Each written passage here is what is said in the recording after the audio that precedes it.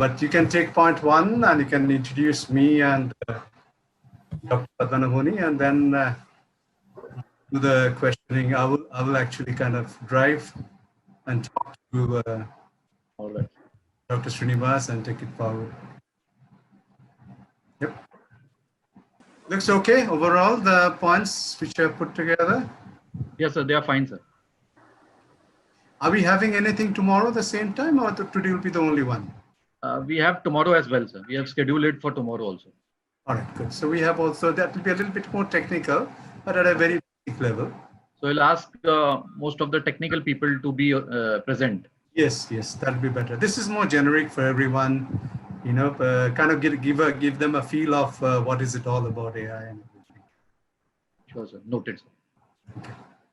We can start, sir, now. We can start, right? Okay. Bhagwati? We can start. Yeah, sure, sir. Over to you. Thank you. Good afternoon, everyone. Thank you, everyone, for connecting with us today. Today's session is about artificial intelligence, or someone call it as machine intelligence, a branch of computer science specifically focused on making machines work independently. The objective of AI is to have simulation of human intelligence in machines and think and act like humans. Presently, we give examples from present scenarios, like giving inputs to machines such as requesting for a print command or giving a voice command to Alexa. Imagine when machines can adapt and act as per the situation on their own. So what kind of a world it would be. So to give us a glimpse about that, what artificial intelligence is, what is machine learning is, we have two prominent guests with us, Dr. Srinivas Padmanabhuni. He is an AI expert, and Dr. Surya Anil Ghosh. Mr. Ghosh is social entrepreneur. So Rishikesh sir, I'll give it to you so you can have this session moderate with our guests. Thank you so much, Bhagwati. It's my pleasure to introduce the two speakers today. Good afternoon to one and all. This is one of the sessions which CSC Academy has started with an enterprise called Total Start, which is a not-profit organization, and its primary mission is to foster entrepreneurship in underdeveloped regions as well as working in the underprivileged communities. Its mission is basically to catalyze, curate, incubate, and commercialize a lot of deep tech innovations from technology institutes of excellence, government R&D labs, and through various innovation and incubation centers. Today, we are proud that we have two eminent speakers who are with us. Dr. Srinivas Padmanabhuni, who is an eminent engineer, an AI thought leader, entrepreneur, and working to use artificial intelligence to solve farm to fork efficiencies and skill gaps. Academically, Dr. Srinivas was awarded the title of eminent engineer by prestigious Institution of Engineers, Kolkata. He is a PhD in artificial intelligence from University of Alberta, Edmonton, Canada, with specialization in artificial intelligence. Prior to his PhD degree, he was a student of IIT Kanpur, where he did his BTech, and he completed his MTech in computer science from IIT Bombay. His areas of interest are artificial intelligence, machine learning, software engineering, and cybersecurity. Welcome, Dr. Srinivas Padmanabhuni. Second eminent speaker we have is Dr. Suryanil Ghosh, who is the chairman of Total EED, which is Total Start EED. Dr. Suryanil Ghosh is a dreamer, is an implementer, is a social entrepreneur, is an angel investor. He believes in enterprise ecosystems, our village level functioning, how a village level entrepreneur works, what are the daily course needs of a village level entrepreneur, and how village level entrepreneur basically works at the ground level. He's a scalable social impact enterprise development catalyst, a deep technology incubation and commercialization catalyst. Dr. Ghosh has more than 30 years of global engagement experience. I welcome Dr. Suryanil Ghosh. Thank you. Now over to Dr. Suryanil Ghosh to take the things forward. Very good afternoon, one and everyone. Really appreciate the time, and I'm glad to be connected with CSC to make this happen. We will make today's session a very basic, simple. to give a feel, because I know the audience is many numbers of the CSCs, village level entrepreneurs who are spread across the whole country. तो हम थोड़ा हिंदी में बात करने चाहते हैं. हमें बताया गया क्या हमें हिंदी में बोलना क्या? Is that okay? Is that the right thing, right, Rishikesh जी? हमें little bit mix. हाँ, मिक्स करके बोलेंगे तो थोड़ा प्रैक्टिस हो जाना चाहिए. जब फ्लो में एक बार आ जाएगा तो हो जाएगा. हमें बताया हमारा टीममेट आपसे जिससे बात हो रहा था हिंदी में बात करना है, तो कभी कभी हिंदी में बात करना थोड़ा प्रॉब्लम होता है इस ये टेक्निकल चीजों में. तो फिर भी हम ट्राई करेंगे. श्रीनिवास जी भी हिंदी में बात करेंगे. तो हमें पहले हम कुछ क्वेश्चन सेट किया. क्या ये सब क्वेश्चन ऐसे सेट के जैसे कोई भी बंदे को पता चलना चाहिए क्या एआई क्या है, मतलब आर्टिफिशियल इंटेलिजेंस क्या है, मतलब मशीन लर्निंग क्या है, सब है क्या? ये बहुत खबर कागज में आजकल सुनते रहते क्या चर्चा हो रहा है बहुत सारा. कोई बोल रहा है ये पूरा हमारा लाइफ पूरा चेंज कर देगा, कोई बोल रहा है नहीं नहीं पता नहीं क्या होगा, हम हमारा सब काम ले लेगा, पता नहीं क्या.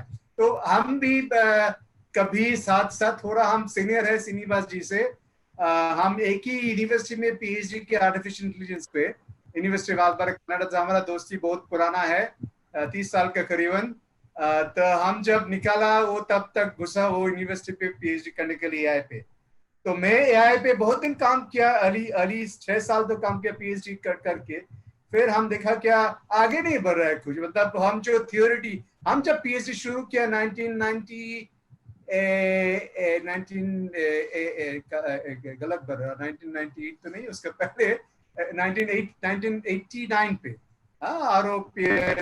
तब उसका पहले 30 साल पहले चर्चा खाली नहीं, बहुत काम हो रहा था एआई पे, आर्टिफिशियल इंटेलिजेंस पे. तो हम जब शुरू किया से आगे बढ़ाना है, कुछ आगे करना है. हम जब घुसे थे एआई पे हम सोचे थे क्या हाँ ये हमारा तो दिमाग में इतना ज्यादा इंटेलिजेंस नहीं है, कुछ तरह आर्टिफिशियल करे, देखते हैं क्या करते हैं. हाँ, तो हम सोचते देखिए ना हमारा, हम अपने बारे में खाली नहीं बोल रहे, generally the lack of intelligence in the whole world is, उसलिए ही हमारा कुछ प्रॉब्लम होता है ना. जो भी प्रॉब्लम होता है, मारपीट करते हैं, दंगा फसाद करते हैं, थोड़ा तो इंटेलिजेंस का ही कभी कम है. तो हम सोचे कि इसमें थोड़ा देखें क्या कर सकते हैं इसमें. तो हमारा पहले ही 30 साल पहले बहुत काम हुआ था 30 साल से.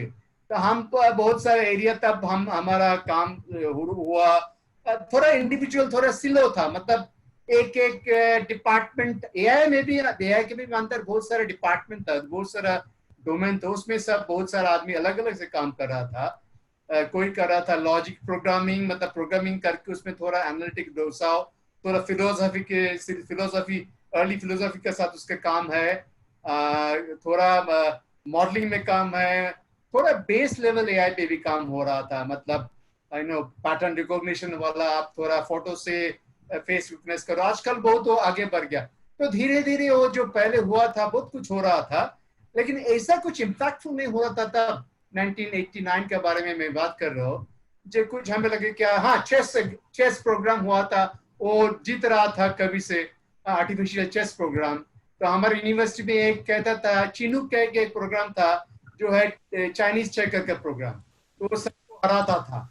लेकिन इसका बारे में काफी फन थिंग था, मतलब मजेदार चीज था. इससे कुछ हिलाने वाला कुछ चीज ऐसा देखा नहीं हम लोगों ने. तो रिसर्च हो रहा था. जो 30 साल पहले 1950 का करीबन जो रिसर्च शुरू हुआ था, देखिए ह्यूमन बींग कभी भी क्या कैसे हमारा दिमाग अच्छे से समझे, हम ऑलवेज ट्राई कर रहे थे बहुत सालों से. तो हम जब शुरू किया हमारा एंगेजमेंट इन दिस एरिया, तब ज्यादा कुछ नहीं हुआ. तो उसके बाद बहुत कुछ आगे बढ़ते गया. लेकिन लास्ट 5-6 साल से हम बहुत कुछ लग रहा है हो रहा है. तो I am a very critical person about AI, और श्रीनिवास जी है बहुत ऑप्टिमिस्टिक अबाउट एआई. तो हम दोनों मिलकर थोड़ा मजा करके, थोड़ा बात करके, थोड़ा आपको सबको थोड़ा शेयर करेंगे क्या हमारा मन पे क्या है, दिमाग पे क्या है, आगे क्या होने वाला है. तो श्रीनिवास जी, डॉक्टर श्रीनिवास, आपको मेरा पहले प्रश्न है क्या एआई, क्या आर्टिफिशियल इंटेलिजेंस लेमैन के टर्म से इसका मतलब होता है आर्टिफिशियल फॉर्म ऑफ इंटेलिजेंस, है ना. आपसे बात हो रहा था कल, वो बोला हिंदी में करो तो बहुत बहुत प्रॉब्लम है. कृत्रिम क्या है श्री जी बताए? कृत्रिम बुद्धिमत्ता. श्रीनी जी, कृत्रिम बुद्धिमत्ता। कृत्रिम बुद्धिमत्ता सुनने पे भी थोड़ा हिल जाता है हम सब। कृत्रिम बुद्धिमत्ता अगर आपको बोले तो हमें पहले सोचने पड़ेगा अब क्या बोला आदमी ने, लेकिन आर्टिफिशियल इंटेलिजेंस हम इतना इतना आदमी सुन रहे हैं इसका टर्म, तो थोड़ा लेमैन भी हाँ ठीक आर्टिफिशियल सुना कहा। अगर हम बोले कि कृत्रिम बुद्धिमत्ता तो उसे पता भी नहीं चला क्या बोला। तो श्रीनी जी आप थोड़ा थोड़ा लेमैन टर्म में बताइए ये कृत्रिम बुद्धिमत्ता क्या, आर्टिफिशियल इंटेलिजेंस है क्या? धन्यवाद सूर्यो। सो आर्टिफिशियल इंटेलिजेंस आजकल सभी ने सुना है, पर आजकल जो हवा चल रहा है एआई का, वो एआई का थ्योरी के बेसिस पे नहीं है, बल्कि एआई का प्रैक्टिकल एप्लीकेशन आज हमारे लाइफ में बहुत चेंज ला रहा है। इसी कारण से एआई बहुत पॉपुलर है। सो बेसिकली आप एआई को देखेंगे तो जैसे टेक्निकली आप ट्रांसलेट करेंगे तो आइडिया ये है कि एक मशीन है, यदि वो आदमी की तरह बुद्धि प्रदर्शित करे तो उसे आर्टिफिशियल इंटेलिजेंस कहेंगे।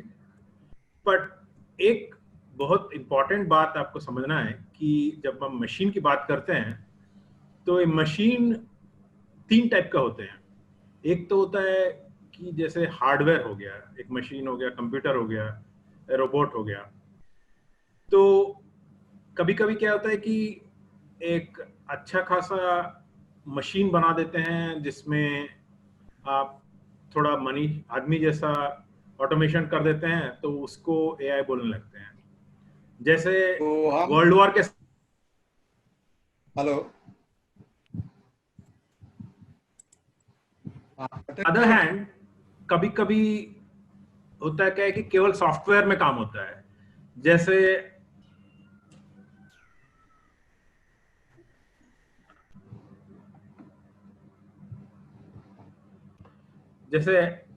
आजकल हम देख रहे हैं कि एलेक्सा में हम बात करते हैं तो हमारा बात सुनता है एलेक्सा, फिर कमांड रेस्पॉन्स देता है। तो इस टाइप में क्या होता है कि एक मशीन है और एक सॉफ्टवेयर भी है अंदर। तो बहुत सारा टाइम क्या होता है कि जब हम मशीन की बात करते हैं, वो एक हार्डवेयर मशीन होता है, उसके अंदर सॉफ्टवेयर बैठाया होता है जो कि इंटेलिजेंट होता है।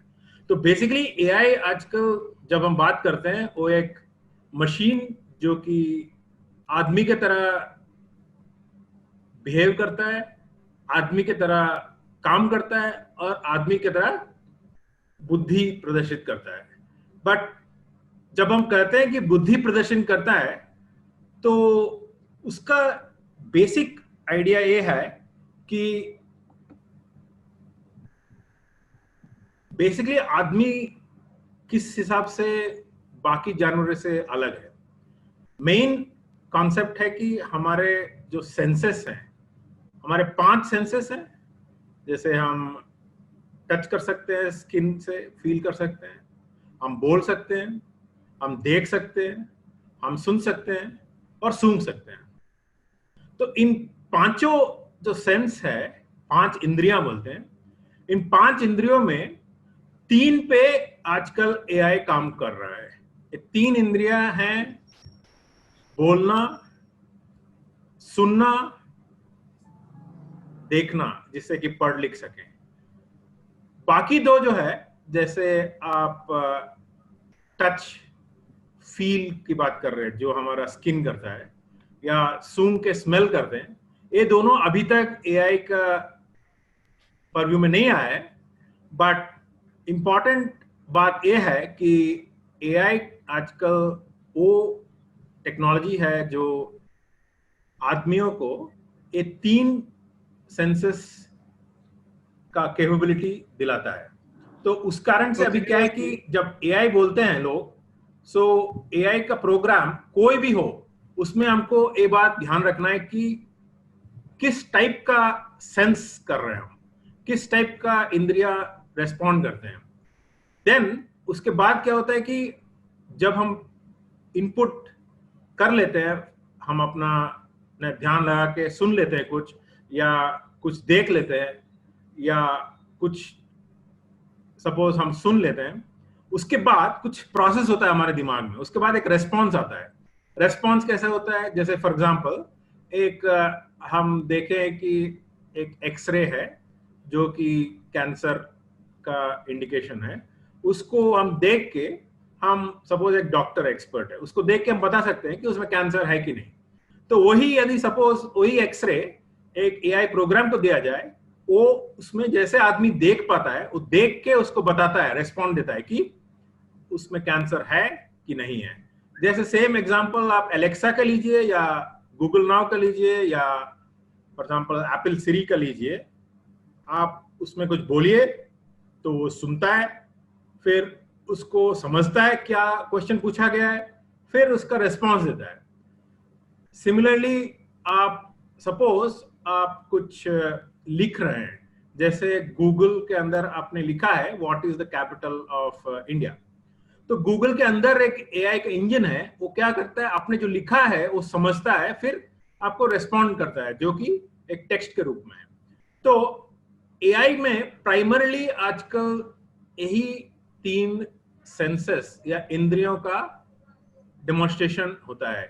जैसे हमने कहा था, एक टिपिकली होता है एक हार्डवेयर, जैसे रोबोट, उसके अंदर इंटेलिजेंट सॉफ्टवेयर होता है, या तो कभी कभी प्योरली सॉफ्टवेयर भी हो सकता है, जैसे हम गूगल सर्च इंजन हो गया, वो तो प्योरली एक सॉफ्टवेयर हो गया ना, उसमें तो हम कोई हार्डवेयर नहीं दिखाते हैं।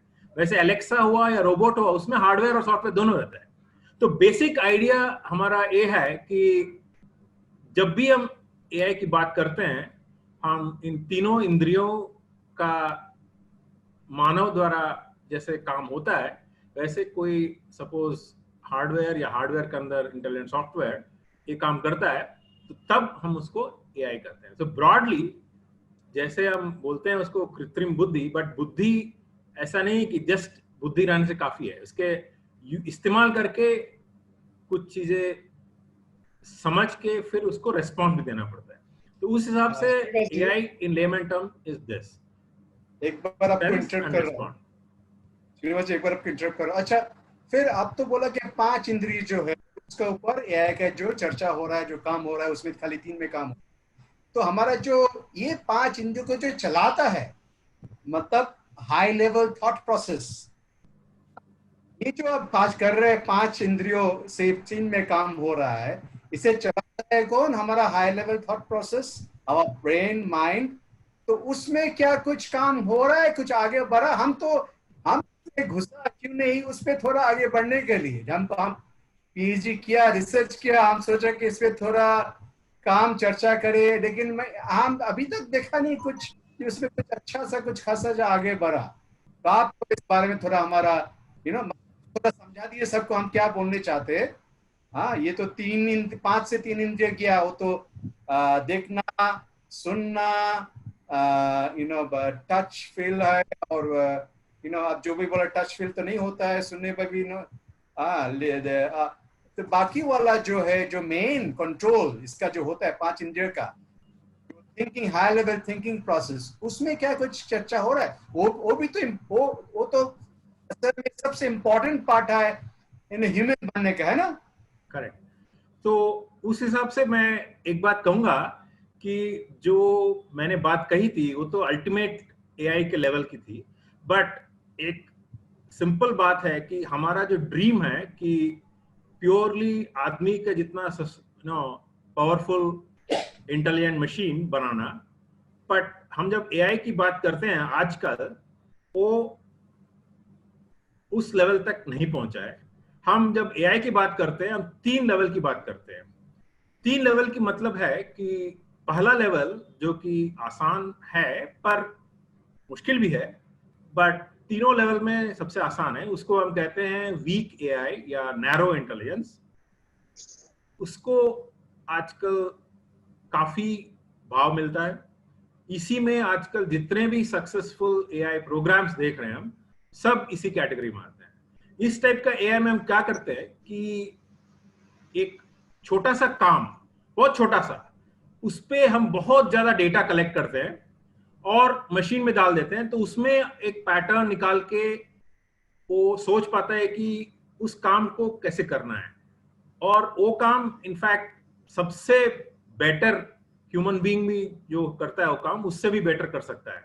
फॉर एग्जाम्पल जैसे एक गेम होता है चेस या गो या चेकर्स, उसमें क्या है काफी ह्यूमन चैंपियंस भी हैं जो कि ह्यूमंस बाकी ह्यूमंस को ब्रेक किए, बट उस पर्टिकुलर गेम का बहुत सारा डेटा देके एक प्रोग्राम यदि तैयार किया जाए तो वो प्रोग्राम ह्यूमन चैंपियन को भी बीट कर देगा। सेम वे सपोज आप अमेरिका में जितने रोड हैं, जितने ट्रैफिक सिंबल हैं, वो सबको आप डेटा आप यदि फीड कर दें और एक ऑटोमेटेड ड्राइवर क्रिएट करें अमेरिकन रोड के लिए, तो वो शायद अपने अमेरिकन ड्राइवर से भी बेटर ड्राइव करना शुरू करे। बट इस सब में क्या है कि they are very good at one single task, एक सिंगल टास्क बहुत अच्छा है। बट हमारा काम क्या है कि आदमी उससे भी बेहतर काम करता है। जैसे कोई यूएस में लेफ्ट हैंड ड्राइव सीख के आता है, फिर आके इंडिया में आराम से राइट हैंड, फिर नेक्स्ट डे शुरू हो जा सकता है। वो कैपेबिलिटी आजकल के एआई में नहीं है। सो वो चीज कुछ दिन बाकी है, अभी 50 साल लगेगा। उसको कहते हैं स्ट्रॉन्ग एआई या जनरल इंटेलिजेंस। उसका अर्थ है कि आदमी के लेवल का एआई जो कि किसी भी सर्कमस्टेंस, किसी भी एनवायरनमेंट में मैंने काम कर सकता है। उसको उतना ट्रेनिंग का जरूरत नहीं है। जैसे फॉर एग्जांपल एक अमेरिकन रोड पे जो ट्रेन किया गया है कार, उसको आप यूरोप में ले जाएंगे तो काम नहीं करेगा। जैसे आप कैंसर, ब्रेस्ट कैंसर को आप डिटेक्ट करने के लिए ट्रेन किए हैं, उसका बहुत सारा डेटा लेके ट्रेन किए हैं, उसको ले जाके लंग कैंसर में काम करने बोलेंगे तो नैरो इंटेलिजेंस काम नहीं करेगा। बट जनरल इंटेलिजेंस जो ह्यूमंस का कैपेबिलिटी है, मानव का कैपेबिलिटी है, वो बहुत अच्छा है। वो उससे भी काफी बेहतर है, क्योंकि हम दूसरे काम के लिए फिर से ट्रेनिंग नहीं लेते हैं, आराम से अपने आप को एडजस्ट करके फिर कर लेते हैं।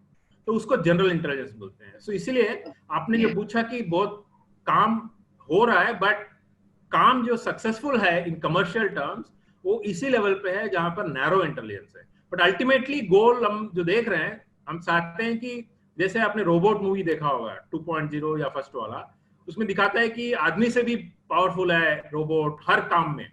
वो चीज बोलते हैं आर्टिफिशियल सुपर इंटेलिजेंस। वो चीज शायद 100 साल और लगेगा। सो ऐसा है कि आज का जो सक्सेसफुल है, जैसे एक चेस चैंपियन हो गया, एक गो चैंपियन हो गया, चेकर्स चैंपियन हो गया, या ड्राइवरलेस कार अमेरिकन रोड पे, या तो एक पर्टिकुलर एक्सरे और कैंसर लाइक ब्रेस्ट कैंसर, ये सब आजकल के सक्सेस स्टोरीज हैं। आजकल काफी यूज भी हो रहे हैं, बट वो सभी क्या है कि नैरो एआई या वीक एआई के उदाहरण है। और ये सभी क्या है कि इस पे काफी डेटा दिया जाता है उस पर्टिकुलर डोमेन के लिए, और उस पे वो लोग काफी अच्छा काम करते हैं, ह्यूमन से भी बेटर काम करते हैं। बट उन पे थोड़ा भी एनवायरनमेंट चेंज हो जाए तो वो काम नहीं करेंगे। जैसे फॉर एग्जांपल आपने जैसे देखा कि अमेरिका में ट्रेन किया, उसको आप यूरोप में ले जाएं तो काम नहीं करेगा वो कार। सो आपने जो कहा पार्शियली ठीक है कि उस लेवल पे अभी तक पहुंचा नहीं है, और ये बात सही है। बट क्या है कि कमर्शियल वर्ल्ड जो आजकल का जो बिजनेस वर्ल्ड है, उनको नैरो इंटेलिजेंस के ही सक्सेस स्टोरी से इतना सक्सेस मिल रहा है कि it is very very powerful. उसके कारण क्या है कि बहुत सारे बिजनेस नैरो एआई को ही एआई समझते हैं, बट एआई बहुत बहुत दूर है अभी। प्योर एआई, स्ट्रॉन्ग एआई बहुत दूर है, सुपर एआई तो और भी दूर है। बट नैरो एआई इतना पावरफुल है कि काफी आदमी के काम आजकल मशीन द्वारा हो जाता है। मशीन में अच्छा इंटेलिजेंट सॉफ्टवेयर डाल दें तो काम कर लेते हैं। कैन आई जस्ट हम एक समअप कर सकते क्या, जो डेटा ड्रिवन हाईली प्रोसेसिंग, मतलब बहुत सारा हार्डवेयर का जरूरत है, हाई प्रोसेसिंग पावर, उस पे डेटा डालो और उससे जो क्षमता है उससे करवाओ, ये लेवल पे हमारा एआई काम कर रहा है। ठीक, करेक्ट। तो बहुत बड़ा बड़ा मशीन की जरूरत तो है। देखिए बात सही है। तो एक क्वेश्चन आया था कि जैसे सूर्यो सर ने कहा था कि एआई तो 40-50 साल पुराना है। एआई एक्चुअली इन्वेंट हुआ था 1956 में, 1956। किंतु आज क्यों इंपॉर्टेंट है? दो हम बात कर रहे हैं नैरो एआई की, बट नैरो एआई इटसेल्फ इतना इंपॉर्टेंट है for businesses, for our daily life, कि बहुत सारे काम आज एआई को दे रहे हैं हम। जैसे आपने देखा होगा कि आजकल सब जब जीमेल यूज करते हैं तो आपका ईमेल पे जो आपको जो लिखना है वो भी गूगल समझ लेता है और वो आपका सेंटेंस कंप्लीट कर देता है। तो बट आजकल क्यों हो रहा है ऐसा? क्योंकि आजकल क्या है कि 3 मेन ड्राइवर है। एक तो है कि बिग डेटा। बिग डेटा का मतलब है कि बहुत सारा डेटा जनरेट हो रहा है, बहुत सारा डेटा अवेलेबल है। जैसे फॉर एग्जांपल आप समझ नहीं पाएंगे, एवरी टाइम आप गूगल में सर्च करते हैं, आप एक्चुअली गूगल को डेटा दे रहे हैं। आप एवरी टाइम मेल लिख रहे हैं तो गूगल को डेटा जा रहा है। एवरी टाइम एक गूगल का ड्राइवरलेस कार जा रहा है एक स्ट्रीट में तो कलेक्ट कर रहा है डेटा, क्या ट्रैफिक का डेटा कलेक्ट कर रहा है, सीन का डेटा कलेक्ट कर रहा है, ट्रैफिक लाइट का डेटा कलेक्ट कर रहा है। तो बहुत सारा डेटा कलेक्ट हो रहा है। इसके कारण क्या हो रहा है कि पैटर्न बनाना, उससे इंटेलिजेंट एक्सट्रैक्ट करना, जैसे हमारे इंद्रियां करती हैं, तीनों इंद्रियां, वो काम कंप्यूटर पे कर पाते हैं। बट वो सब ठीक है, बट ये सब क्या चीप कर सकते हैं? मतलब चीप डेटा और चीप कंप्यूट, ये भी इंपॉर्टेंट है। बहुत सारे पहले क्या है कि मैंने जब गवर्नमेंट बहुत सारा डेटा को क्रंच करना पड़ता था तो सुपर कंप्यूटर का यूज करते थे, और सुपर कंप्यूटर क्या होता था कि बहुत कॉस्टली होते थे। बट आजकल क्या है कि मेमोरी और प्रोसेसिंग पावर बहुत चीप हो गए हैं और डेटा को हैंडल करना भी बहुत चीप हो गया है। तो इसके कारण चीप डेटा और चीप कंप्यूट होने के कारण क्या हो रहा है कि बहुत ज्यादा डेटा होने पर भी बहुत कम समय में बहुत सस्ते कंप्यूटर पे भी हम उसको एनालाइज कर पाते हैं। बिग कंप्यूट का मतलब है कि बहुत ज्यादा कंप्यूटेशन पावर अभी अवेलेबल है जनता के पास, क्लाउड में या तो बहुत सारे कंपनियों के पास, जो कि इस बड़े डेटा को एनालाइज करके पैटर्न एक्सट्रैक्ट कर सकते हैं। जस्ट लाइक ह्यूमंस, जैसे अपने तीनों इंद्रिया जैसे जैसे काम करते हैं वैसे कंप्यूटर भी कर सकते हैं।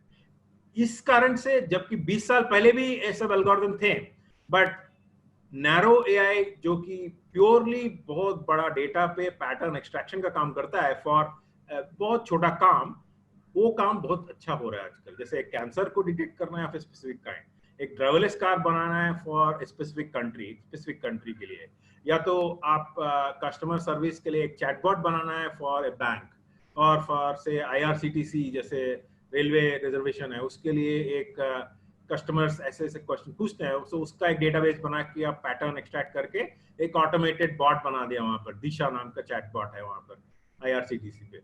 तो वो क्या होता है कि सब चीज पॉसिबल है बिकॉज आपके पास बहुत डेटा है, कंप्यूटेशन चीप है और आपके पास प्रोसेसिंग भी चीप हो गया है। इसी कारण आजकल नैरो एआई बहुत पॉसिबल है, उससे बहुत सिंपल एप्लीकेशंस जो आदमी करते हैं उसको ऑटोमेट कर सकते हैं। डॉक्टर श्रीनिवास, आप जो बोलने जाते हैं, आप बहुत सारा हमारा करीब 11 था, लेकिन आप बहुत सारे ऐसे आंसर कर दिया उसी में, कोई बात नहीं, चलेगा। बात है क्या आप जो बोलने चाहते हैं, क्या एआई जो इसे कहते हैं थोड़ा ऑगमेंटेटिव एआई, हमारा लाइफ को सपोर्ट करता है, ऑगमेंट करता है। कोई हम टाइप कर रहा है, कोई चिट्ठी उसमें थोड़ा प्रॉम्प्ट कर देता है, थोड़ा चैट पर, तो ऑगमेंट लाइफ को थोड़ा इजी कर देता है सिंपल टास्क से। और कुछ कॉम्प्लेक्स है, कुछ चीज कॉम्प्लेक्स है, लेकिन सोचिए आजकल ये जो है, हम आप जो बता रहे थे, क्या ड्राइविंग इजी हो जाएगा, ड्राइवरलेस कार हो रहा है, इनपुट दे रहा है, ये सब थोड़ा again computation, heavy duty machine computation से बहुत डेटा ड्राइव करके हमें के लिए सपोर्ट कर रहा है। और आप ये भी बता रहे हैं क्या ये हाइप नहीं है, मतलब हम जब शुरू किए थे इसलिए शुरू किए थे कि हम सोच रहे थे हम रियली ह्यूमन इंटेलिजेंस करवाएंगे, तो ह्यूमन इंटेलिजेंस हम थोड़ा सा सपोर्ट कर पाया हमारा रिसर्च एप्लीकेशन से, लेकिन वो थोड़ा लो लेवल एआई पे है जो थोड़ा हमारा लाइफ को ऑगमेंट करते हैं, लाइफ को थोड़ा सपोर्ट करते हैं, थोड़ा सिंपल जो मीनियल जॉब है वो थोड़ा हमारा इजी कर देते हैं। तो यही आप बता रहे हैं, हाइप नहीं, ये रियल है, लेकिन ये थोड़ा हम जो 54 पे हम सोचे थे, अभी भी सोच रहे कि हम वो स्टार ट्रेक में देखा आपने सब डेटा वेटा जैसे रोबोट जो पूरा ह्यूमन जैसे बात कर रहे, नया स्टार ट्रेक वाला भी आप और देखेंगे क्या, वो पूरा इमोशन भी आ गया। ये सब बहुत दुरुस्त है, मतलब बहुत दूर है, अभी 50 लगेगा कि 25 लगेगा कि 100 साल लगेगा, हमें पता नहीं एग्जैक्टली। ये तो ठीक बताया ना, यही तो मुद्दा। जनरल इंटेलिजेंस बहुत टाइम लगेगा, बट एक स्पेसिफिक एप्लीकेशन अभी भी बहुत कॉमन है, प्रिवेलेंट है, बहुत सारे एग्जांपल्स है, प्रैक्टिकल एग्जांपल्स है। अच्छा, हम कुछ क्वेश्चन लेते हैं ऑडियंस से, क्वेश्चन करने चाहते थे, उससे थोड़ा कोई हाथ उठाया था, हम देखा एक आदमी, थोड़ा अभी टाइम भी बहुत हुआ, थोड़ा आधा घंटा शायद करीब बाकी है। हाँ, तो लेते हैं थोड़ा सा, कोई क्वेश्चन पूछना चाहते हैं? क्वेश्चन क्या है? अभी तो देखा नहीं। एक ऋषिकेश जी, आप थोड़ा दिखाएंगे कोई कोई हाँ। क्वेश्चन तो all private. all of you are requested to please type your questions in the chat box so हाँ, that chat box पे दे दीजिए। so that speakers could answer. So we can continue. We'll get the questions. ठीक Then you है, can ask answer. the questions, we will carry on. So Srinivas, so there is no reason to feel threatened about AI, right? No.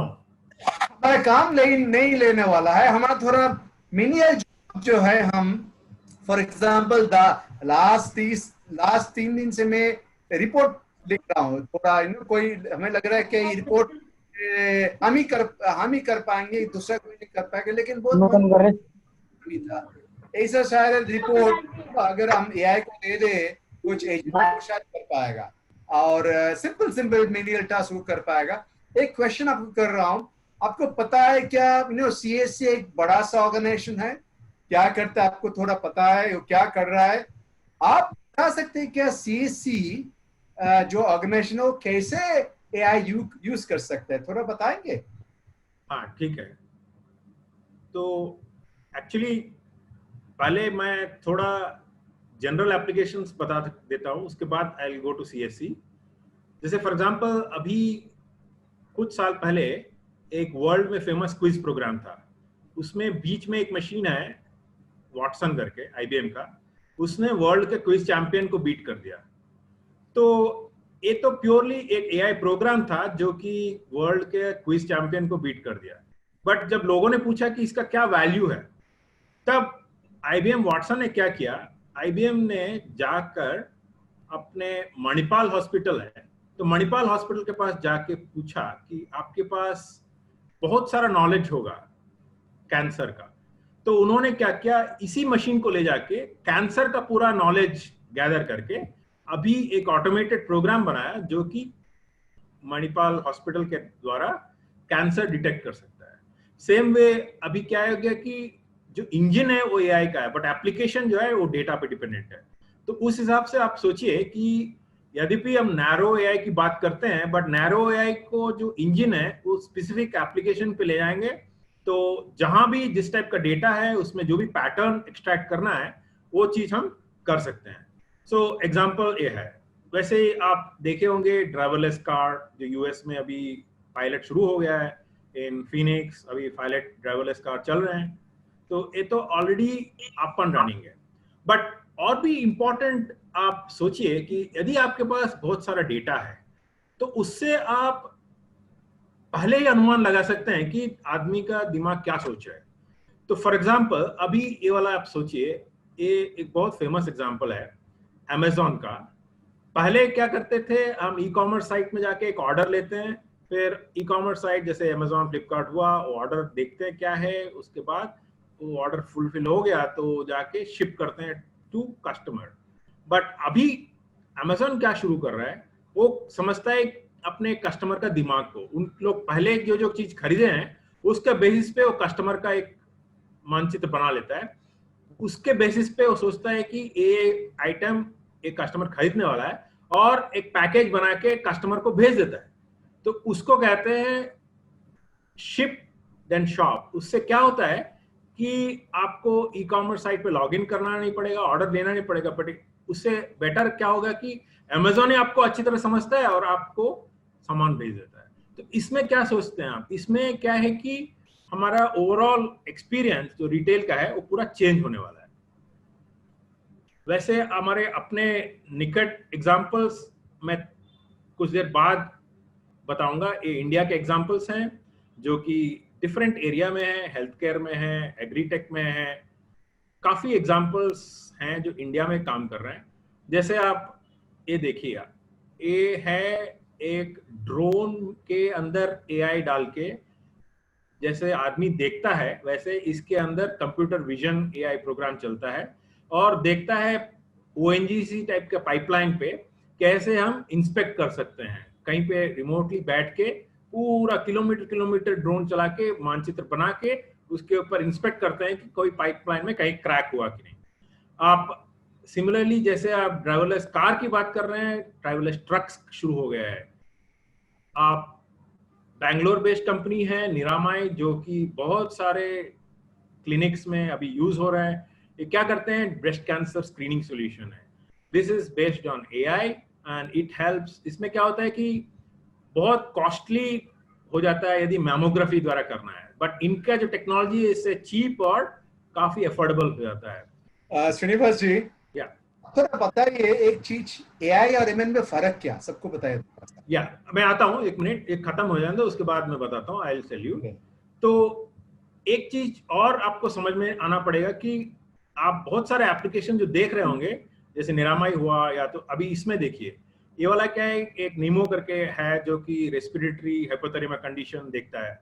और आजकल actually बहुत सारे governments, Indian government और बहुत सारे scientist, China, US, Europe, सभी क्या कर रहे हैं, कोविड के लिए एक एआई प्रोग्राम बना रहे हैं जो कि कोविड के चेस्ट एक्सरेस लेके how automatically you can detect potentially Covid. This is a big research. अभी एक्चुअली हैदराबाद में एक इंटरेस्टिंग काम हुआ है। जैसे हम बोल रहे थे इंद्रियां ना, हम तो बोल रहे हैं विजन, जो कि एक्सरे हो गया, वो केवल देख के उसका एनालाइज करना। बट हैदराबाद में एक रिसर्चर क्या कर रहा है, वो खांसी जो होता है, खांसी का साउंड का एनालाइज करके न्यूमोनिया एज फॉर कोविड, उसमें कैसे खांसी होता है, उसका सिग्नेचर क्या है, उसका बेस पे भी डिटेक्शन करने की कोशिश कर रहे हैं। तो जैसे हम बता रहे हैं, different applications for different senses. So but अभी पिछला क्वेश्चन आपने पूछा था कि जैसे सीएससी सेंटर्स है, उसमें एआई कहाँ एप्लीकेट कर सकते हैं?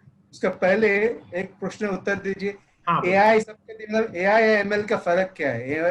अच्छा, क्या एआई एमएल का फर्क ये है कि पहले जो एमएल होता था, एमएल क्या था कि बहुत ज्यादा डेटा दे दीजिए तो उसमें पैटर्न निकाल लेंगे।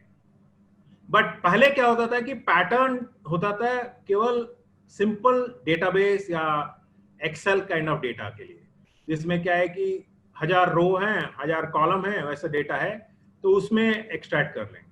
बट आजकल क्या है, एमएल जो अपने इंद्रियां हैं उस टाइप का डेटा, जैसे आप देखते हो कुछ चीज, उसको पहचान लेते हो, इमेज देखते हो, वीडियो देखते हो, उसमें पैटर्न एक्सट्रैक्ट करना, या आप जो बात करते हो, स्पीच से डेटा एक्सट्रैक्ट करना, या तो आप कुछ सुनते हो उससे डेटा एक्सट्रैक्ट करना। तो अभी क्या है कि डिफरेंस पहले क्या था कि पहले केवल एक टैबुलर डेटाबेस डेटा पे पैटर्न एक्सट्रैक्ट करते थे, बट आजकल क्या है कि अनस्ट्रक्चर्ड डेटा बोलते हैं इनको। जैसे देखने वाला डेटा इमेजेस हो गया, वीडियो हो गया, और बात करने वाला डेटा स्पीच हो गया, और आपका क्या बोलते हैं जो सुनने वाला हो गया, वो चीज भी आजकल आप, और लिखने वाला जो डेटा हो गया वो हो गया natural language processing. So natural language processing, speech understanding और image processing with computer vision, ये तीनों जो ऐड हो गए हैं, उसके कारण क्या हो गया कि हम बहुत डिफरेंट काइंड ऑफ डेटा को आप पैटर्न एक्सट्रैक्ट कर सकते हैं। वैसे ही जैसे एक्सरे में एक्सट्रैक्ट कर सकते हैं, या तो ड्राइवरलेस कार में एक्सट्रैक्ट कर सकते हैं। इसलिए हम आदमी का जैसे काम करना देख पा रहे हैं। तो इसलिए पहले जो एआई था उसमें क्या था कि स्ट्रक्चर्ड डेटा पे काम होता था। अभी क्योंकि अनस्ट्रक्चर्ड डेटा पे पैटर्न एक्सट्रैक्ट हो रहे हैं, तो आजकल का AI is more general than older AI for practical terms from people applications. तो अभी यदि देखें, जो पिछला क्वेश्चन था कि आपका गवर्नमेंट सर्विसेज है तो उसमें कैसे अप्लाई कर सकते हैं, तो इसमें देखिए डिफरेंट एप्लीकेशंस हैं। जैसे आपका एक चीज हो गया कि enquiry response times are very bad when you don't have sufficient support staff. तो इसलिए आप देखिए, जैसे मैंने एग्जांपल बताया था दिशा आईआरसीटीसी का चैटबॉट, काफी कस्टमर सर्विस टास्क आजकल, जो कस्टमर्स को कोई क्वेरी हुआ, कुछ प्रॉब्लम हो गया, सभी टाइम क्या होता है कि कॉल सेंटर में जाते हैं, कॉल सेंटर में आदमी सुनता है उसको, फिर उसको रिजॉल्व करता है। तो आजकल कोई भी कस्टमर सर्विस का काम, कंप्लेंट्स हो या कोई काम करवाना हो, चाहे बैंक हो या आईआरसीटीसी हो या सिटीजन सपोर्ट सेंटर हो, सभी आजकल एआई बेस्ड एप्लीकेशन बना के एक चैटबॉट जो कि सेल्फ सर्विस हो जाता है, क्योंकि कोई आदमी की जरूरत नहीं है। कोई कस्टमर को कोई कंप्लेंट है तो चैटबॉट से बात करना शुरू करेगा, तो चैटबॉट जो लिख रहा है उसको समझ के अंदर में डेटा रिट्रीव करके वो इंटेलिजेंस देके अप्रोप्रिएटली सॉल्यूशन सॉल्व कर देता है। नेक्स्ट एप्लीकेशन है जहां पर बहुत ज्यादा डेटा है, जैसे फॉर एग्जांपल आपके कस्टमर सर्विस के पास आप देखिए आपके पास शायद लाखों सेंटर्स हैं। लाखों सेंटर्स में दिन में हजारों रिक्वेस्ट आते हैं, किसी का पासपोर्ट रिलेटेड हो गया, किसी का डेटाबेस आधार रिलेटेड हो गया, किसी का एड्रेस चेंज रिलेटेड हो गया। वो सब आप एनालाइज करके यदि आप पैटर्न निकाल लें, जैसे कि आपको लगता है कि इस रीजन में इस टाइप का डेटा एक्सेस नहीं होता है, तो आप उसमें क्या कर सकते हैं कि तो उस टाइप का छोटा छोटा काम के लिए जहां पर वॉल्यूम कम है उनके लिए एक बॉट लगा देंगे, इंस्टेड ऑफ एक आदमी वहां पर बैठ के काम करे। जबकि जो हेवी ड्यूटी काम है उनमें आप ज्यादा आदमी लगा सकते हैं। तो उससे क्या है कि इंटेलिजेंटली आप डिफरेंट डिफरेंट काम के लिए डिफरेंट डिफरेंट पीपल को लगा सकते हैं। दैट्स व्हाट आई से एक्सपर्ट्स का शॉर्टेज एनालाइज करना। और एग्जांपल ऑफ एक्सपर्ट शॉर्टेज मैं बताता हूँ। यदि सपोज कोई आपके अंदर में आधार का पूरा जो सपोर्ट सिस्टम है बहुत अच्छी तरह समझता है, आधार पे कोई भी क्वेरी हो वो बहुत जल्दी सुलझा देता है, तो वैसा आदमी सपोज बहुत कम है आपके पास, तो उसमें क्या होता है कि बहुत लोड आ जाता है कि बहुत सारे क्वेरी आधार पे आ रहे हैं और बहुत कम एक्सपर्ट है। उसमें क्या कर सकते हैं हम कि हम एक बॉट बना सकते हैं जो कि इंस्टेड ऑफ आदमी जो आधार पे आंसर दे, एक ही आदमी एक बॉट के सहायता से कम समय में पूरा आंसर देते हैं, क्योंकि सिंपल आंसर बॉट कर दे, जो कॉम्प्लेक्स है वो आंसर करे। तो उसमें क्या होता है कि एक्सपर्ट शॉर्टेज हैंडल कर सकते हैं। Second thing which is also important, जो प्रोसीजरल एस्पेक्ट है, टास्क जो रिपीटेटिव हो जाता है, तो उसमें चैटबॉट परफेक्ट एग्जांपल है। और लास्ट में which is very very important is diverse data and analysis. आपको सपोज आपका चेयरमैन है या सपोज प्राइम मिनिस्टर ऑफिस को कुछ डेटा चाहिए कि किस टाइप का रिक्वेस्ट ज्यादा आ रहे हैं टू सिटीजन सपोर्ट सेंटर्स, किस टाइप का सर्विसेज फेथफुली रेंडर नहीं हो रहे हैं, पीपल आर नॉट हैप्पी। तो उसके लिए क्या होता है कि आप एनालाइज कर सकते हैं पूरा डेटा को एंड उसे पैटर्न निकाल सकते हैं। तो इस हिसाब से देखा जाए तो काफी काम ऑटोमेशन पे कर सकते हैं, काफी काम सपोर्ट पे काम कर सकते हैं, काफी काम इंप्रूविंग एफिशिएंसी ऑफ एक्सपर्ट्स पे कर सकते हैं, और काफी काम लॉन्चिंग सेल्फ सर्विस पे कर सकते हैं। इस हिसाब से सिटीजन सर्विस सेंटर्स के लिए काफी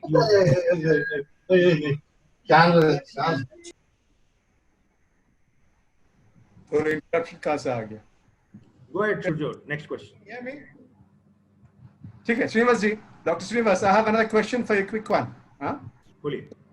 तो बेसिकली हम समाप्त कर रहे हैं। आप ये थोड़ा सा आप जो बताया अभी, आप बताएं क्या में सिंपल चीज है, शायद वो लोग ऑलरेडी यूज कर रहा है, नॉलेज ड्रिवन चैटबॉट, वो काफी सारा जगह पे यूज हो रहा है, काफी सारा गवर्नमेंट एंटिटी भी यूज कर रहा है, बैंक तो यूज कर रहा है, लेकिन हम आपको बता रहे हैं क्या वो चैटबॉट को सिखाना बहुत है। कम्प्लेक्स आंसर्स जो वैरायटी होता है, वो आजकल जो भी चैटबॉट दिखा आंसर नहीं दे पा रहे, 2-5 आंसर करने के बाद वो खत्म हो जाता है। थोड़ा जो नेचुरल लैंग्वेज प्रोसेसिंग का बात है, थोड़ा बैकएंड में थोड़ा नया इंफॉर्मेशन ड्रिवन प्रोसेसिंग है, उसके साथ एनालिसिस करके आंसर देना है, वो कर नहीं पाते, वो सिखाने होता है, वो सिखाने का टाइम वो लंबा हो जाता है, कोई बात नहीं, हो सकता है। और एक बात बताया क्या, जो एनालिसिस, जो डेटा बेसिकली पहले जो हम कहते थे डेटा माइनिंग करके कुछ वहां से कुछ इंफॉर्मेशन निकालो और दिखाओ, रिपोर्ट बनाओ, वो थोड़ा इजी हो गया। खाली डेटा माइनिंग का रिपोर्ट नहीं, एआई का सुविधा में विद एआई हम उधर कुछ स्पेशलाइज्ड इंफॉर्मेशन एआई अपने आप निकल सकते हैं ना, हमें सोच नहीं, हमें स्पेशल क्वेरी नहीं देने पड़ेगा, वो एआई जो है सीख रहा है, वो अपने आप सीख कर अपने आप सोच कर कुछ अलग अलग से निकल देगा, जो आपका अपना सोच में नहीं है कि हाँ ये प्रश्न भी करना था, वो ऐसा निकल देगा उस लर्निंग का कैपेबिलिटी से। ये दो चीज अच्छा है, बढ़िया। एक है आपका चैटबॉट जैसे सीएससी का इकोसिस्टम यूज हो सकता है, शायद हो रहा है, हमें पता नहीं एग्जैक्टली, पूछने के बाद में। और एक हो सकता है कि आपका थोड़ा deep level analysis of data, बहुत सारा डेटा सीएससी का सेट होता है एवरीडे, लाखों के ऊपर कुछ एजेंट, वो 100 से ज्यादा ही एजेंट काम करते रहते हैं, बहुत सारी इंफॉर्मेशन के पास होता है, तो शायद डेटा कैप्चरिंग बहुत इंपॉर्टेंट होता है, थोड़ा तो कैप्चर हो जाता है और थोड़ा सा कैप्चरिंग होना जरूरत होता है। तो ये बात, बहुत सारा क्वेश्चन आ रहा है। So एक आदमी पूछा, वो सिंपलिस्टिक जी ने पूछा, नुसरत नीचे लादाख से पूछा, क्या नाम है नुसरत लादाख उनका, वो पूछा क्या हमें ये एप्लीकेशन चलाने के लिए हमें बहुत कुछ AI सीखने पड़ेगा जो एप्लीकेशन है। तो ये तो हम ही आंसर दे देंगे, आप भी बता दीजिए। हमें तो ऐसा ही AI एप्लीकेशन चलाने के लिए कुछ ट्रेनिंग का ज्यादा जरूरत नहीं होता, अपने आप ही सीख जाता है, सिंपल है, होता है। श्री जी आप बताइए कुछ ऐसा बारे में, आपका क्या तो अभी 2 टाइप का AI के सॉफ्टवेयर हैं। एक तो है कि जो एक्सपर्ट्स काम करते हैं उस पे क्या होता है कि वो लोग बैठ के एल्गोरिथम लिखते रहते हैं, जैसे गूगल में हुआ या माइक्रोसॉफ्ट में हुआ। बाकी बहुत सारे लोग जस्ट एंड यूजर्स हैं। तो एंड यूजर्स के लिए अभी क्या है कि 2 टाइप का API अवेलेबल है। एक API है कि आप जो AI का मशीन लर्निंग जो पैटर्न एक्सट्रैक्शन का लाइब्रेरी है वो एक API के रूप में अवेलेबल है। उसको आप एक पाइथन प्रोग्राम में या R प्रोग्राम में कॉल कीजिए, फिर आपका डेटा दीजिए, वो आपको आंसर दे देगा। तो उसमें फिर भी आपको थोड़ा प्रोग्राम लिखना पड़ेगा, जिसमें डेटा लोड करने का प्रोग्राम लिखना है, फिर आपको फीड करने का, फिर बाद में रिजल्ट आने के बाद उसको दिखाने का। और एक टाइप का प्रोग्राम है जिसमें आप केवल डेटा दे दीजिए, बस वो अपने आप अंदर पूरा लोड पैटर्न फिर अपना ग्राफ वैप सब बना के दे देगा। सो 2 टाइप का है, एक तो हो गया थोड़ा प्रोग्रामिंग करने का, दूसरा टाइप हो गया पूरा ब्लैक बॉक्स, जो कि पूरा टूल अवेलेबल है जिसमें आप केवल डेटा दे दीजिए और आपको पैटर्न निकाल के आपका ग्राफ बना के दे देगा। तो दूसरा टाइप का टूल बहुत पॉपुलर है, जैसे आजकल टूल है जैसे वेका हो गया, जिसमें जस्ट टूल दीजिए आप विजुअल पैटर्न निकाल देगा। बट आपका फर्स्ट वाला टाइप में क्या होगा कि आपको लैंग्वेज जानना पड़ेगा, जैसे पाइथन हुआ R। सो डिपेंडिंग अपॉन आपका कंफर्ट लेवल है, आप एज अ ब्लैक बॉक्स पूरा डेटा इन डेटा आउट टाइप का प्रोग्राम्स हैं, जैसे मैंने बताया वेका हुआ, या तो आपको SAS सॉफ्टवेयर हुआ, और पहला कैटेगरी में हो गया R या पाइथन के टूल सेट जिसमें आपको थोड़ा प्रोग्राम लिखना पड़ेगा। दोनों कैटेगरी अवेलेबल हैं। यदि आपको बिल्कुल प्रोग्रामिंग नहीं करना है तो आप वेका या SAS या KNIME जैसे टूल ले लीजिए। यदि आपको थोड़ा प्रोग्रामिंग करना है तो आप R या पाइथन सीख लीजिए। कोई बात नहीं, कल तो हम भी और एक सेशन करेंगे, वो थोड़ा ज्यादा टेक्निकल रहेगा। उसमें जो सुनने चाहते हैं डिटेलिंग, अब थोड़ा सा 1 घंटा एक सेशन है हमारा 2:30 बजे से 3-3:30 बजे, जो थोड़ा डिटेलिंग रहेगा, थोड़ा टेक्निकल रहेगा। आज थोड़ा ओवरव्यू था। और टाइम ऐसा ही आगे बढ़ रहा है, अब हमारा और 12 मिनट है। थोड़ा 2-4 आपको प्रश्न कर ले, बहुत सारा प्रश्न इधर आया, तो कॉमन क्वेश्चन था। एक क्वेश्चन हम देख लिया, क्या एक आदमी ने पूछा, क्या अजय जी ने पूछा, या CSE क्या AI या मशीन लर्निंग में कोर्स देते हैं? शायद नहीं दे रहे, लेकिन हम CSE के साथ बनकर साथ लिख करके दे सकते हैं, ऐसी कोई बात नहीं। लेकिन इतने बहुत सारा कोर्स आजकल इंटरनेट में है, वो कोई भी जाकर बेसिक चीज सीख सकते हैं। हाँ, इसमें कोई प्रॉब्लम नहीं है। कोर्सेरा में श्रीनिवास जी का अपना कोर्स है, हम भी कोर्स करते हैं, कोई भी डॉक्टर पीयूष गुप्ता जी का एक क्वेश्चन है। हाँ, with so much data, Piyush ji पूछे, with so much data being collected as part of AI applications, are these any AI related private security norms at global level? अच्छा, ये बात important है। So डॉक्टर पीयूष गुप्ता लिखा क्या हमें प्राइवेट मिशन से, क्या जो इतना सारा कलेक्ट हो रहा है इंफॉर्मेशन, जैसे अभी आयुष जो ऐप हम शुरू किया कोविड के, डेटा सिक्योरिटी का बहुत सारा चर्चा हो रहा है। तो ये ग्लोबल लेवल पे और गवर्नमेंट लेवल पे कुछ इश्यूज है, इतना डेटा कलेक्ट करके हमारे इंफॉर्मेशन पर्सनल प्राइवेट ले रहे हैं। ये चैलेंज क्या है श्रीनिवास जी, आपका कंसिडरेशन, इसमें क्या क्या इश्यूज है, क्या क्या कंसर्न्स है? कोई इश्यूज है क्या? नहीं, ठीक है, एट ऑल बताइए। तो सिक्योरिटी चैलेंजेस हो रहा, कोई सिक्योरिटी चैलेंज मेनली बढ़िया है, मेनली टेक्निकली आप एक बात कहते हैं, उसको कहते हैं PII, पर्सनली आइडेंटिफाइबल इंफॉर्मेशन, जैसे आपका पासपोर्ट हो गया, या तो आपका स्पेसिफिक एज और जेंडर और बाकी कॉम्बिनेशन हो गया, तो जिससे इंडिविजुअली कोई कस्टमर या कोई पर्सन को आइडेंटिफाई किया जाए, उनको PII कहते हैं।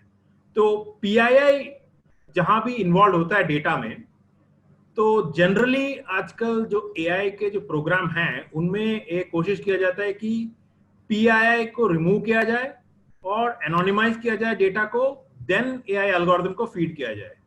वो यदि नहीं हो रहा है तो डेफिनेटली जो भी कंपनी काम कर रही है वो प्राइवेसी के साथ खेल रही है, but at the same time कभी कभी क्या हो जाता है कि कुछ कुछ इश्यूज में, जैसे एग्जांपल हो गया आजकल जैसे चाइना गवर्नमेंट यूज कर रहा है AI को कोविड को कंट्रोल करने में, कोरिया गवर्नमेंट, सिंगापुर गवर्नमेंट, वो लोग क्या कर रहे हैं कि वो लोग बहुत इंट्रूसिवली हर एक फेस को डिटेक्ट करते हैं, हर एक चेक पॉइंट पे चेक करते हैं कोई सिम्टम है कि नहीं। वो क्या हो जाता है कि एक कॉम्प्रोमाइज हो जाता है कि यूटिलिटी वर्सेस प्राइवेसी। सो यदि बहुत यूटिलिटी चाहिए जबकि पूरा कंट्रोल करना है कहाँ पर कौन जा रहा है, इन्फेक्शन कौन हो रहा है कि नहीं हो रहा है, तो वो सब क्या है कि उससे हमको यदि बेनिफिट है तो थोड़ा प्राइवेसी को रिलैक्स कर सकते हैं, बट अदरवाइज जनरली आपको जस्ट पैटर्न जानना है तो उसके लिए तो एक बहुत स्ट्रिक्ट नो है। Only with consent of the customer you can use the data. GDPR जो ग्लोबली रिकॉग्नाइज्ड है, यूरोप में सब में, इसमें काफी स्ट्रिक्ट रेगुलेशंस है on how you collect data. India में भी अभी GDPR पे काम चल रहा है, अभी तक पूरा लॉजिक लॉन्च नहीं हुआ है, but it is very clear about what part of PII you will use for your data. तो इसके बावजूद in some cases, especially government, because of extraordinary circumstance, it may be empowered कि privacy को थोड़ा relax करके यदि हमको benefit मिल रहा है, जैसे सेफ्टी हो गया, एनालाइज करना हो गया, या ट्रैक करना हो गया, बिकॉज कोई इन्फेक्ट हो गया और ट्रैक कर कहाँ जा रहा है, तो वो सब जानना है, तो गवर्नमेंट के लिए थोड़ा प्राइवेसी रिलैक्स कर सकते हैं। तो ऐसा नहीं है कि golden it's a golden rule कि प्राइवेसी कभी भंग नहीं होना चाहिए। अच्छी बात है, बट जब यूटिलिटी डिफरेंट है, जब आपको पता लगाना है कि कोई कंटामिनेट हो गया, कहाँ जा रहा है, और आपके पास टेक्नोलॉजी है, और तो लार्ज पॉपुलेशन की भलाई के लिए प्राइवेसी को थोड़ा छूट देना अच्छी बात है। सो आपका कॉम्प्रोमाइज होना है कि आप प्राइवेसी चाहते हैं कि यूटिलिटी चाहते हैं। तो इट्स ए वेरी, इसलिए क्या होता है कि हेल्थ केयर और इंश्योरेंस में अनलेस कंसेंट ऑफ प्रोवाइडर हो, आप डेटा इजीली ले नहीं सकते। तो AI के लिए जो डेटा होता है ऑलवेज विद कंसेंट होता है। एक बात पूछूं श्रीनिवास जी, देखिए गूगल तो पूरा इंफॉर्मेशन सबके लिए, फेसबुक के लिए पूरा इंफॉर्मेशन प्राइवेट ऑलमोस्ट, मतलब they know everything about everyone. नहीं, बट गूगल को तो आप पे नहीं करते हो। गूगल को तो आपने साइन किया हुआ है ना कि हमको सर्विस फ्री चाहिए। आपको सर्विस फ्री चाहिए तो भुगतो, आप भुगतो। यदि वो गूगल पे कर दे आप सर्विस तो प्राइवेसी आपको रेस्पेक्ट करेगा। सिंपल है। आपको फ्री भी चाहिए और प्राइवेसी भी चाहिए, वो नहीं होता है। आप साइन कर दिया, जो डालेंगे उनका ही है, जो नहीं डालेंगे मत डालिए। आपको फ्री सर्विस चाहिए, हमारे ऊपर निर्भर कर रहा है। हम लोग तो इतना हजारों सर्वर बिठा के रखे हैं, तो मुफ्त में उनको भी तो पैसा निकालना है ना। Sir, one question is from Jaspal Singh, who is our state head in Punjab. Jaspal ji, are you there? आप पूछ लीजिए जसपाल जी। अनम्यूट कर रहा था जसपाल जी। सर गुड आफ्टरनून जी। हाँ, गुड आफ्टरनून जसपाल जी, गुड आफ्टरनून। बोलिए जी। सर मैं मेरा क्वेश्चन ये था कि हमारा जो आर्टिफिशियल इंटेलिजेंस है, कोई हमारा स्टूडेंट है या कोई करियर के लिए कुछ प्लान कर रहा है, तो क्या हमारा आर्टिफिशियल इंटेलिजेंस में ऐसा पार्ट है जो कि हमारे को उस बच्चे को या उस पर्सन को प्रॉपर गाइडेंस दे दे कि यस आपके लिए यही सूट करता है, टू रीड देयर फाइल और एवरीथिंग। ऐसे तो बहुत सारे गाइडेंस के लिए इंस्टीट्यूट बैठे हैं, वो लोग गाइड करते हैं, वो लोग इन पर्सन गाइड करते हैं, बट टेक्निकली वो कितना राइट होता है कितना रॉन्ग होता है वो नहीं किसी को पता होता है। तो क्या आर्टिफिशियल इंटेलिजेंस में ऐसा कुछ किया जा सकता है कि उसको करियर गाइडेंस में इसको यूज किया जाए? हाँ, बिल्कुल। Interesting question, आप बहुत आप interesting. यदि पूरा डेटा कलेक्ट कर लें, आप जितने काउंसलर हैं उन सब से बैठ के पूरा डेटा कलेक्ट कर लें और डेटा फीड करके आप एआई प्रोग्राम बना दें, तो आप बना सकते हैं, बिल्कुल बना सकते हैं करियर काउंसलर। जैसे फॉर एग्जांपल आजकल क्या हो रहा है कि लर्निंग ऑनलाइन हो रहा है, तो उसमें सम वेरी इनोवेटिव कंपनीज वो लोग क्या कर रहे हैं कि वो लोग n=1 AI based education system कर रहे हैं। मतलब हर एक बंदे के लिए एक क्लास नहीं होता है, बल्कि हर एक बंदा को समझ के उसका क्या पेस है, उसका क्या इंटरेस्ट है, उसका कितना टाइम दे पाता है, कितना टाइम अटेंशन दे पाता है, उसका बेसिस पे वो जो लर्निंग सिस्टम है वो एडजस्ट करके उसका बेसिस पे उसको लेसन्स फेंकता है, क्वेश्चंस फेंकता है, वैसा है। तो उससे क्या होता है कि वो एआई ड्रिवन लर्निंग सिस्टम हो गया। वैसे इधर एआई ड्रिवन काउंसलिंग सिस्टम बना सकते हैं, यदि आपके पास बहुत सारा डेटा है तो डेफिनेटली कर सकते हैं। ओके, एक्चुअली थोड़ा रिफ्रेश करके आंसर हम भी थोड़ा दे देते जसपाल जी को।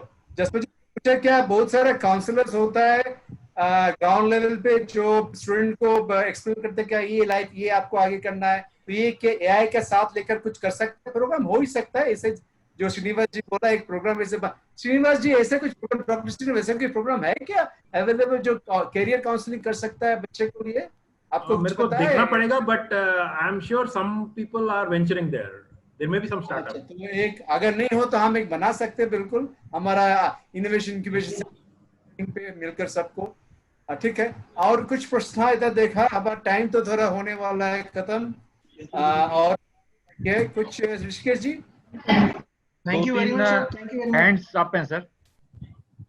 hands up, hands up. Urvashi, you have a question? Urvashi.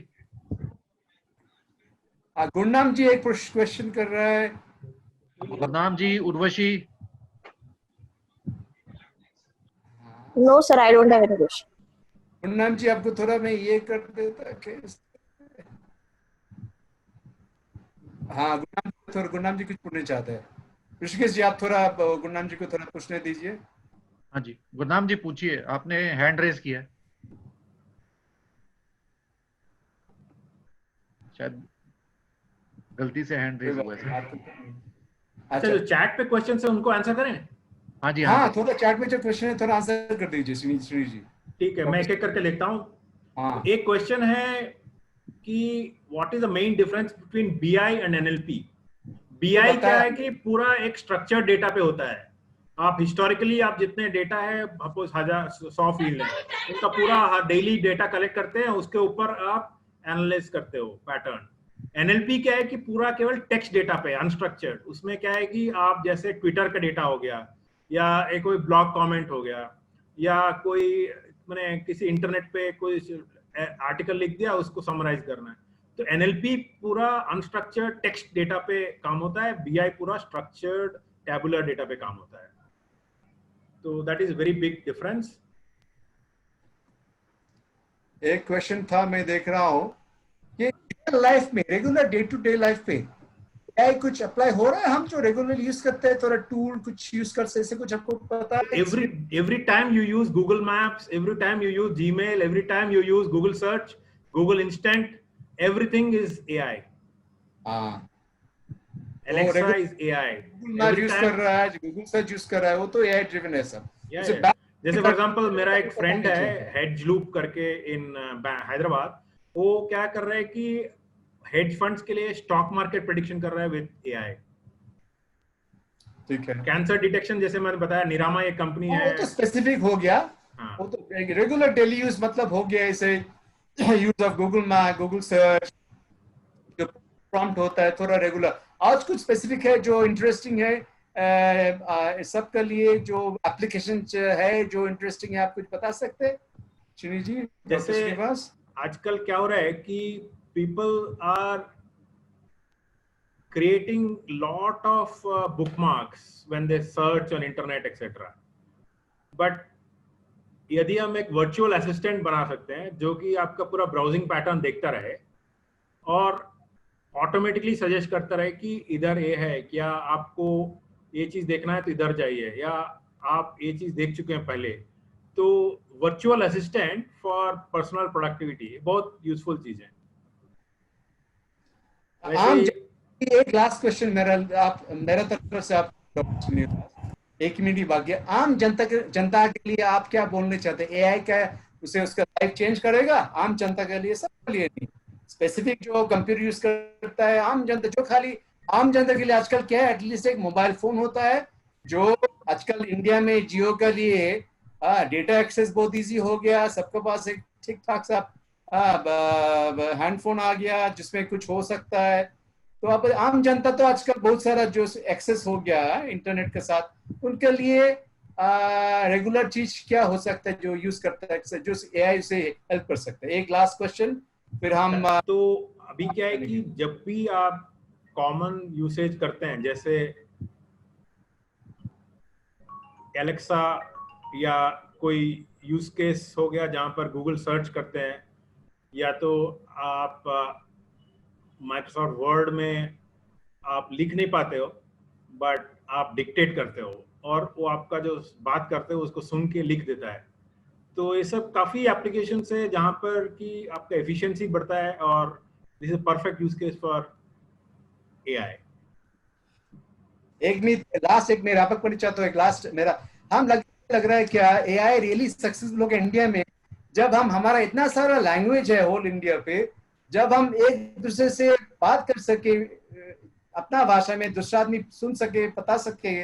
अगर कोई अभी हिंदी, हमारा सीएससी में बहुत सारा वीएलई है जिसे हिंदी ठीक से पता नहीं, अगर हमारा हिंदी जो हम बोल रहे हैं कि इंग्लिश जो हम बोलेंगे, अगर कोई तेलुगु भाषी वो अगर इजीली हम बोलते रहे, वो हमें से ऑटोमेटिक ट्रांसलेट होते सुन पाएगा, तो एक बहुत सारा इम्पैक्ट हो सकता है इसमें। That's a good application. Machine translation अच्छा एप्लीकेशन है।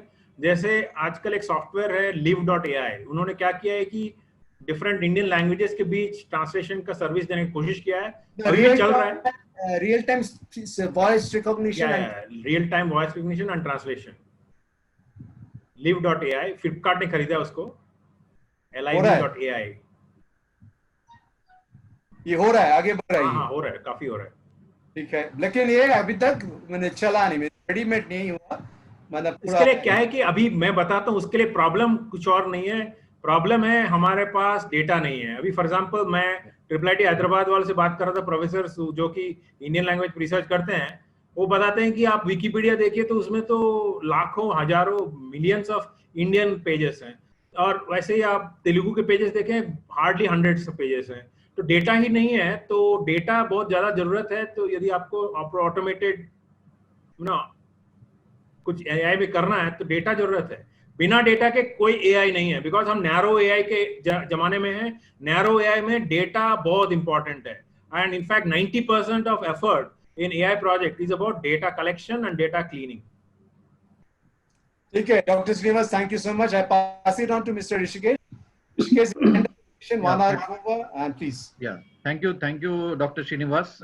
Thank you, Dr. Suryanil Ghosh, for your valuable inputs, and I think all the participants enjoyed a lot. We had a large group of participation. We are also recording this session, and all the participants, this session would be available to view on the CSC Facebook page as well as other social media accounts. So even you have missed it, you can still watch the discussions. Kindly join us tomorrow at same time, 2:30 p.m. For the part 2 of this session. Thank you, Srinivas, once again. Thank you, Dr. Ghosh. Thank you. Thank you, everyone. Thank you very much, everyone, and have a good day. Take care. Have a good day. Bye. Thank you, sir.